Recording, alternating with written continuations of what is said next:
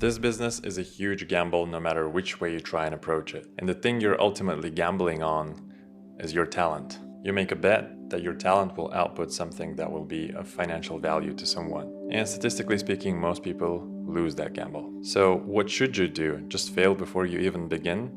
We'll get to it at the end of this video, but before that, for all of you wanting to start a career in filmmaking, video production, or otherwise, I want to go over these 3 harsh realities that I wish I had known before I started my career as a commercial director. One of the harsh realities faced by a freelance commercial director is the inconsistency of revenue and the constant challenge of budget constraints. Unlike a traditional job, freelancing doesn't guarantee a steady income, and the nature of the work is project-based, meaning there might be seasons where high-paying jobs and projects are plentiful, followed by periods where work is scarce. And this inconsistency can make financial planning and stability a real challenge for you. And even when projects are abundant, they often come with really tight budgets. And as a commercial director, you're tasked with producing high-quality content, but this can be really difficult when resources are limited. And this basically means getting creative with what you have, the funds available, ensuring you can meet production requirements without compromising the quality of work. And on top of that, if you take on producing jobs, you are not just responsible for your own income, but also for the payment of your crew members and negotiating fees that both attract skilled talent and keep the project within the budget. A pretty tough balancing act. You will often be stretching small budgets to their limits, which can add stress and uncertainty to the job. However, I have to note that in the world of commercials, some people get paid remarkably well. And I'm especially talking about some name directors, often upwards of 30K for a single shoot day.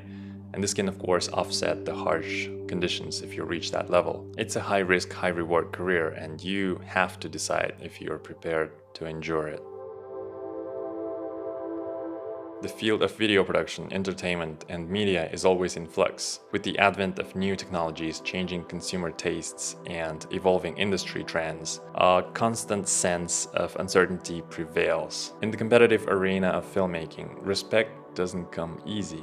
Think about it. First it was switching from film to digital, and then it was from TV to online and social media, trying to make horizontal videos vertical, and now it's AI-generated content. Like, you have to constantly prove your worth, showcasing your talent and creativity to earn your recognition from colleagues, industry insiders, and your audience.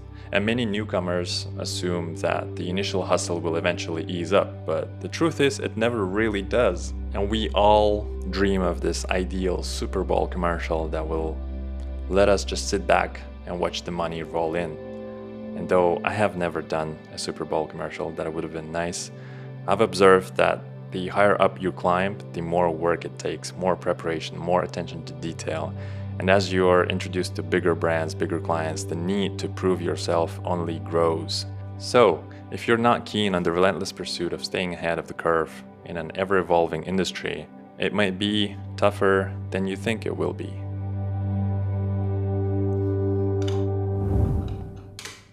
Hey, a quick break here because I found something really cool I wanted to tell you about. It's called Audiio, and if you're like me, always on the lookout for perfect music for your videos, then you're gonna love it. You know when you hear a track on Spotify or TikTok and think, wow, this would be perfect for my project? Well, Audio's got this thing called Link Match AI. Just drop the link in and boom, their AI will find you similar tracks from their library. It's precise and therefore saves you so much time so you can focus on creating instead of scrolling through endless music libraries. And there's more. Audiio has this feature called Elements. It lets you mess around with song stamps, like adjusting the drums or stripping down the instruments. Imagine finding a track you love, but it's just a bit off for your project. With Elements, you can tweak it until it's just right. And I've been using it to customize tracks to fit my style perfectly. So if you're on the lookout for a really solid music licensing platform, check out Audiio. And you can snag a 70% discount on your first year subscription, making it just $59. Just use my code NOOR70 and you will find the link in the description below. Being a filmmaker, no matter your role, means pouring your time, energy, and dedication into the work. And it's an exciting, all-consuming journey when you're young and single, late nights on set, the glow of the lights, and the buzz of creativity. It's all magical, truly. And seeing your hard work come to life on the screen is incredibly satisfying. But things can change as time goes on, especially if you're in a long-term relationship. And the late nights and early mornings aren't just about you anymore. The time and energy you invest into your work can take a toll on your loved ones and your relationships. You'll be missing out on dates, anniversaries, and just some quiet moments together with your partner. This can strain relationships really quickly. So balancing personal commitments and professional responsibilities can be pretty tough. And choosing to be a filmmaker means choosing a life that's a bit different from the norm.